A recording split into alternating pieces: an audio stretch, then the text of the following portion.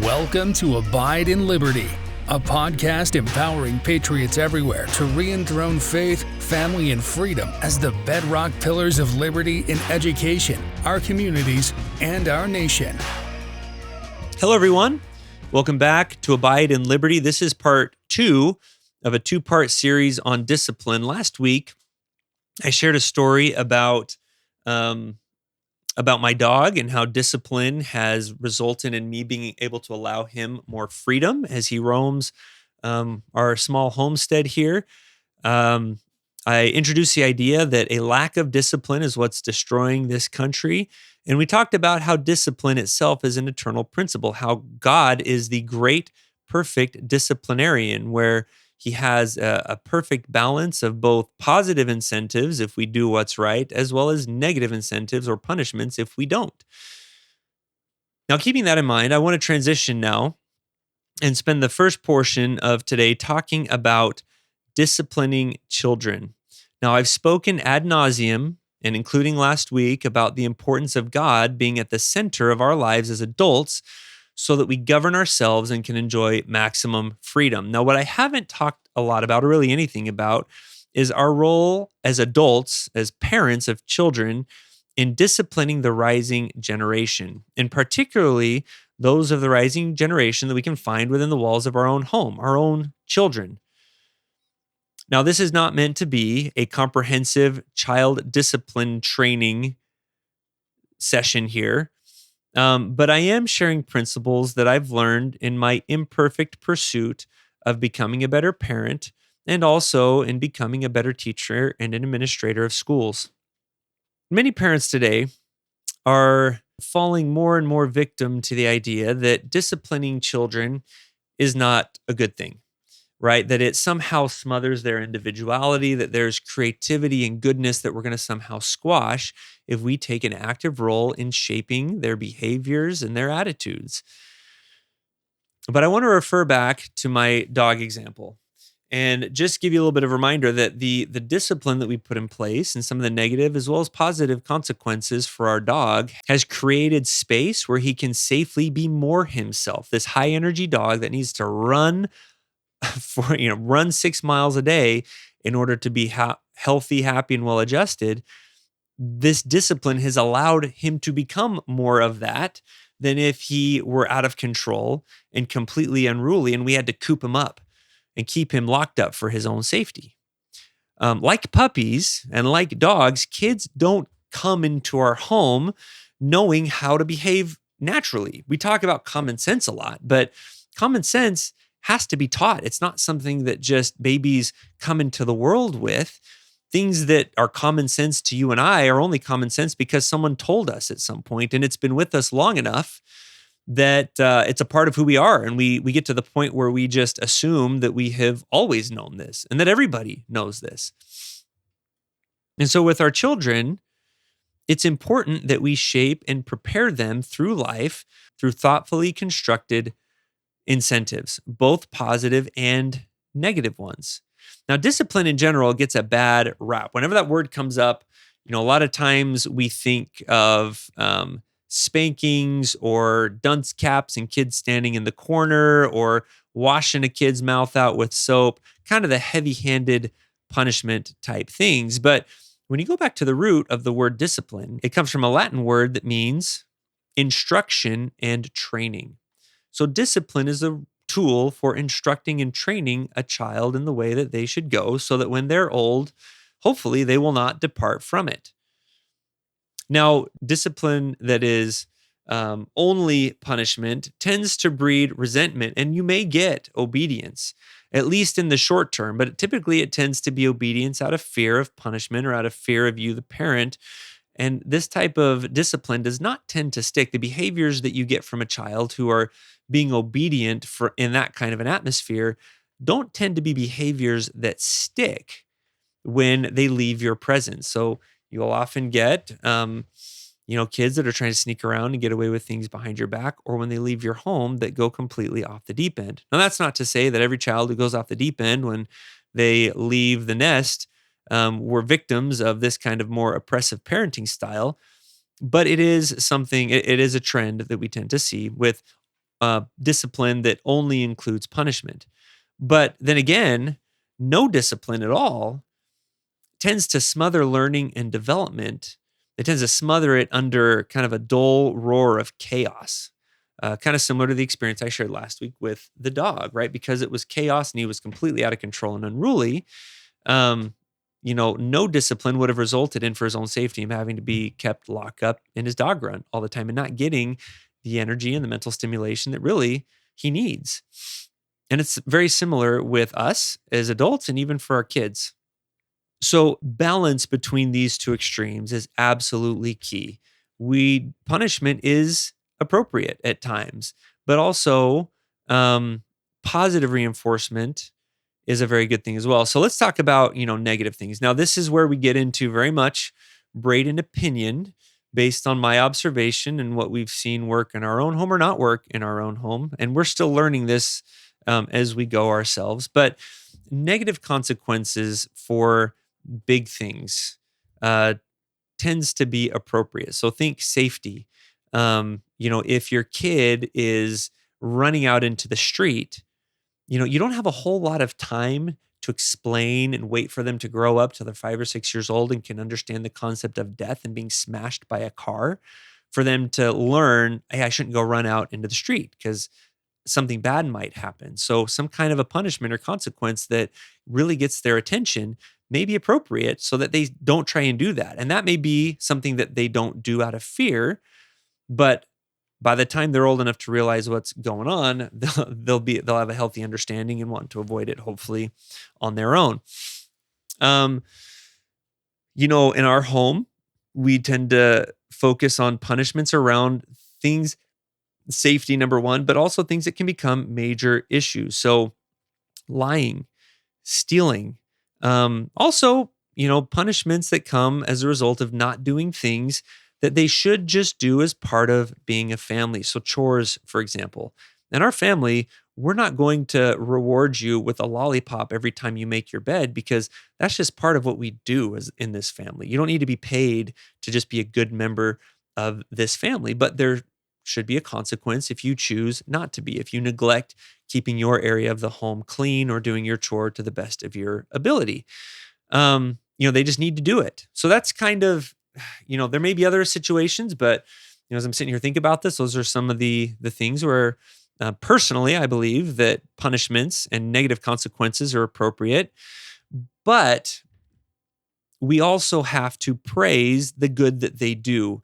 And in my mind, some of these negative consequences tend to create a space where kids behave in a way and it sets them up for success so that they can behave well, so that we have something to praise. There's a parenting class that my wife and I took that referred to this as watering flowers instead of weeds. So giving attention to the behaviors that you would like to see continue, and then either negatively incentivizing or, if appropriate and possible, ignoring altogether the behaviors that you don't want. So if they get no attention from negative behaviors and they get really good attention from the behaviors you want, normally what you're going to see is more of the thing that gets attention, the thing that gets praised.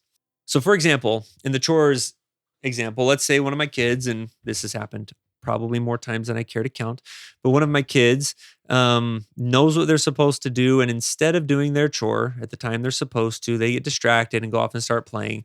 In our home, a consequence of that is they earn an extra chore. So that might be a negative consequence that they receive, but when they go take that correction and then they go do a good job, what I should do, and probably what I don't do enough, is I need to go then water that good behavior and praise and thank them for getting their work done and for doing a good job, and then point out, wow, look at this room and look how good it feels to be in here when it's clean. Doesn't that feel more peaceful? We can find the things that we need, water the good, even though I did have to apply a punishment in order to get that behavior in the first place. So that's an example in how in our home we try to balance both of those. In principle, that's how it should work. In practice, we're still a work in progress. The other thing that's worth noting is that finding that appropriate balance between negative and positive incentives, it is key But what that looks like will be different for each kid and from family to family. So, best of luck to you figuring that out. It really is, in a lot of cases, just trial and error and doing our best to to figure it out, and a lot of prayer. Prayer is helpful. Heavenly Father can cut through a lot of the confusion with things like that. Now, as an aside, I want to talk a little bit about a pet peeve that is related. Discipline, as we're talking about it, is training and instruction. It is our responsibility to provide that training, instruction, and guidance to our children to help them progress into adulthood. But we need to stop as a society, and there are many of us that do this, making kids in charge of major life decisions that they are not capable of handling. So I'm going to give some examples and talk about this as it relates to allowing a child to choose where they're going to go to school, because running a school, we've seen some examples of this and it's concerning, but you can apply this to anything, including the current trend to allow children to make decisions about when they're young about gender transition that could have major consequences later on down in life. So the most extreme example that we've come across with children choosing what school they get to go to is toward the beginning of when we first opened the school. We had a mom come in and with her soon-to-be kindergartner and tour, look around the school, and you could tell from how the conversation went that she loved it.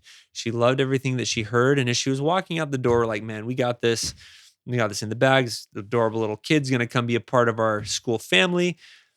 And as the mom was walking out, she said, well, we're visiting a couple of other schools. And once we do, we'll let our daughter make the decision on where she's going to go. So she was saying this as she's walking out the door, but this was also the first time we'd really been confronted with this idea. And it almost honestly left me a little bit speechless. A kindergartner, that's putting an awful lot on that poor little child. That's a huge decision that those parents were putting on her. And that was a responsibility, and that they were negating themselves. They're the parents, but they were giving that decision to her. There was another example of a young lady who wanted to go to public school, and you can think about that what you will.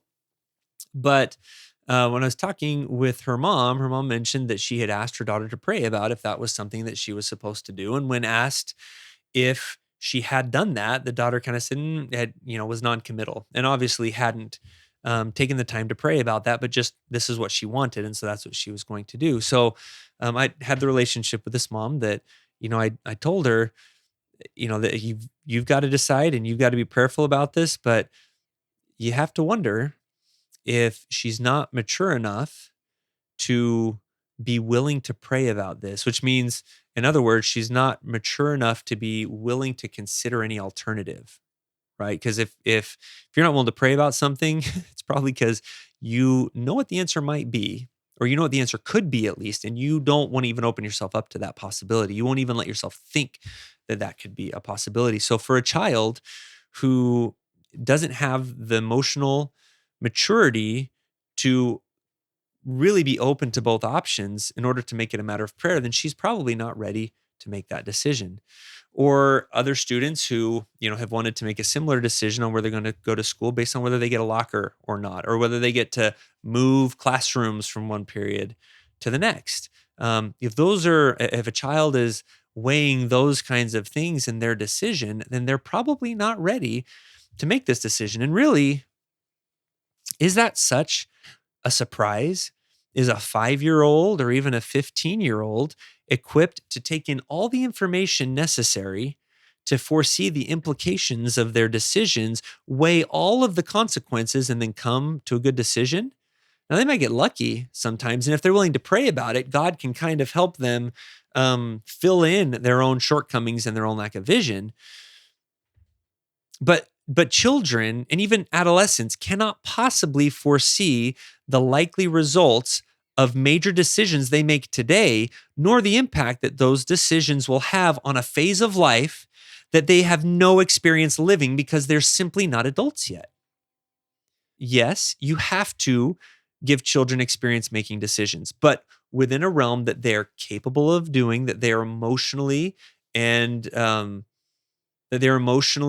mentally ready and capable of doing. So One of the earliest ones that we start seeing at our home is, sometimes even as young as 5 when they want to start dressing themselves. Well, this is a decision that isn't going to impact the rest of their life if they pick an outfit that looks atrocious.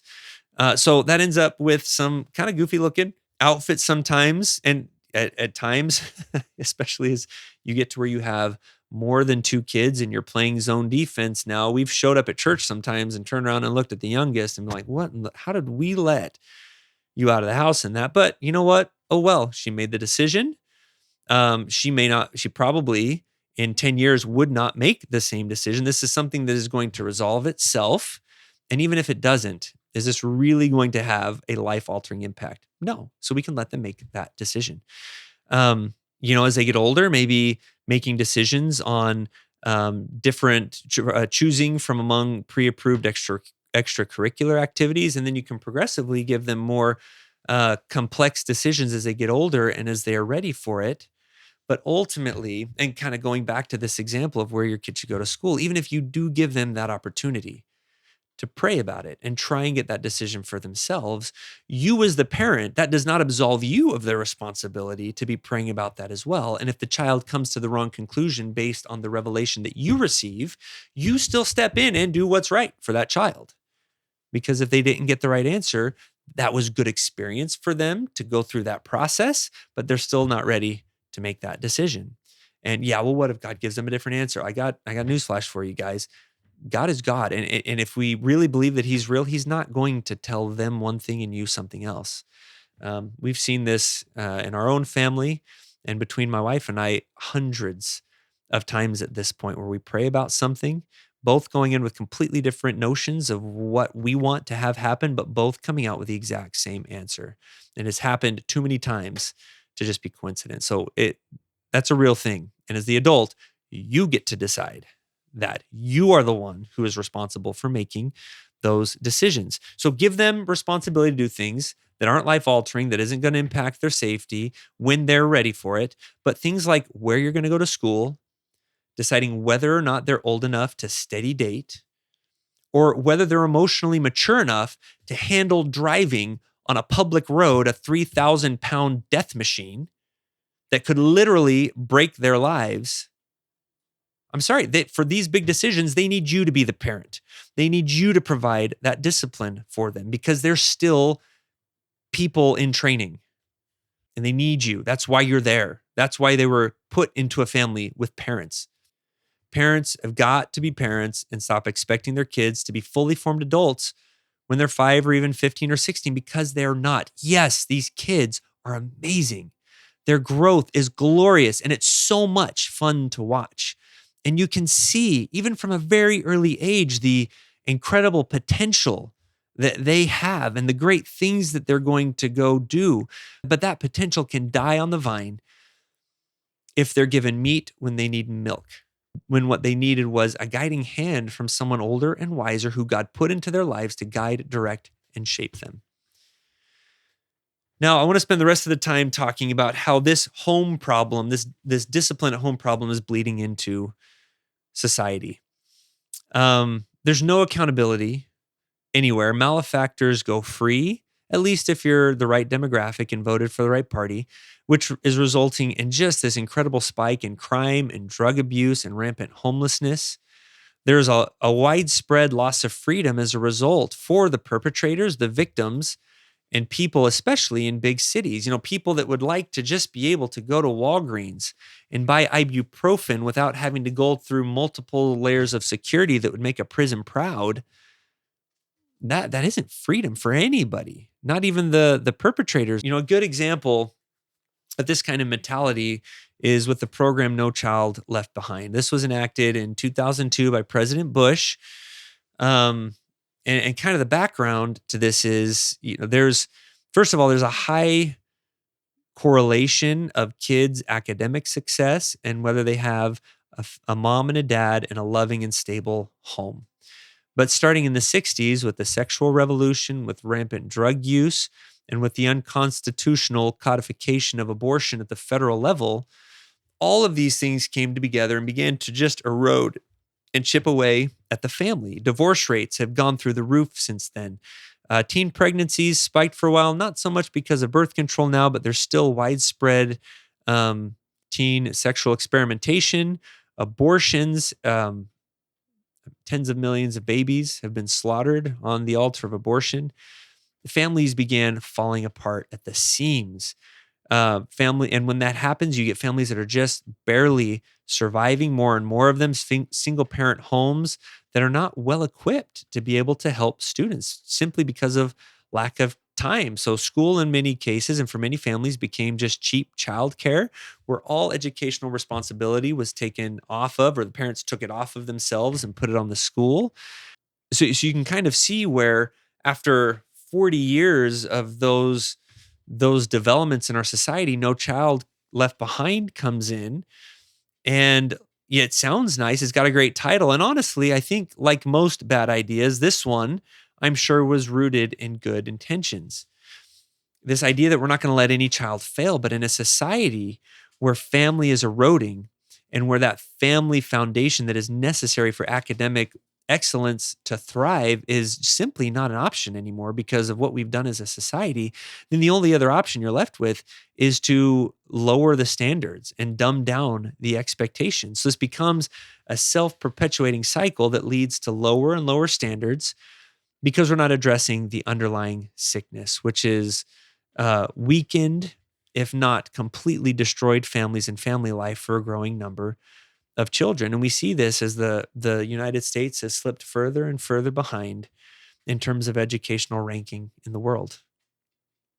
And it's become so bad that David Barton's a guy who runs Wall Builders, and he loves original documents from the founding era and subsequent generations from our country. And so he has, over the past several years, has taken this 8th grade graduation test to college campuses across the country to see if our college students today can even pass it. And of course, he pulls out things that are anachronistic, things that don't really apply today anymore.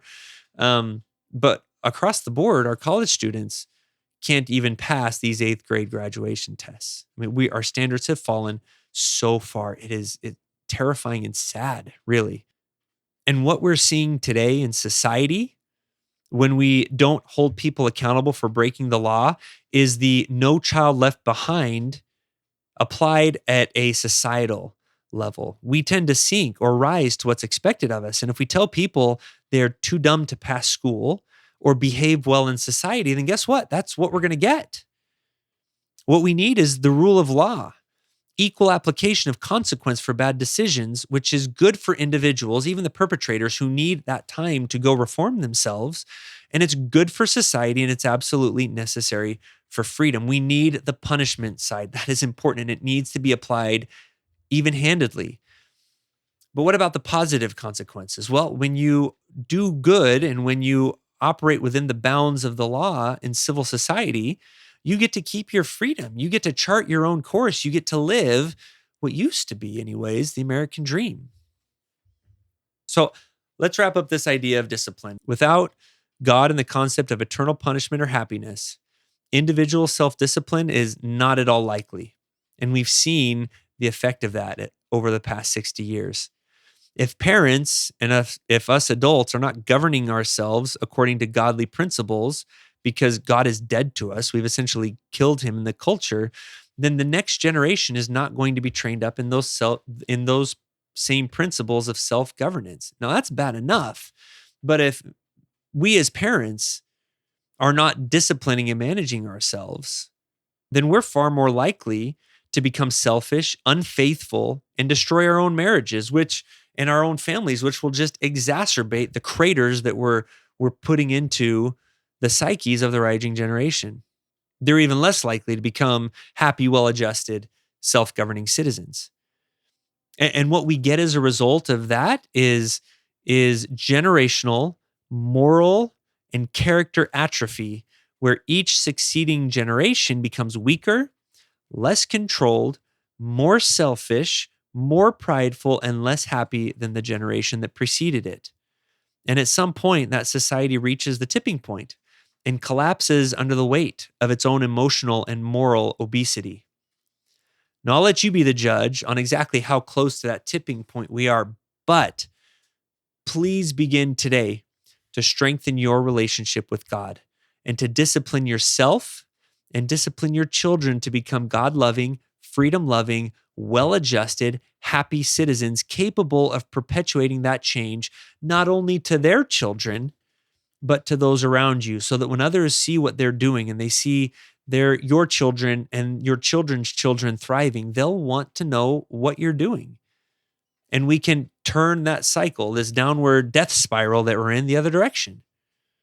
Generational change can spiral upwards, which we saw for the first 100 or so years of this country's history, or it can spiral downwards as we've seen since the 1960s, if not sooner, or if not earlier. Which way are you going personally, though? And if you're going the wrong way, if I'm going the wrong way, what am I going to do? What are we going to do to reverse course? Don't wait until tomorrow to do something, and stop lying to yourself and saying that you can't do anything about it if that's something that you find yourself doing. God created all of us with the agency to act, and we have to use it to make positive change in ourselves personally and in our families. We can do this. Thank you for listening to Abide in Liberty. Make sure you subscribe so you don't miss any future episodes, and share this with friends and family. In the meantime, keep up with the show online at abideinliberty.com.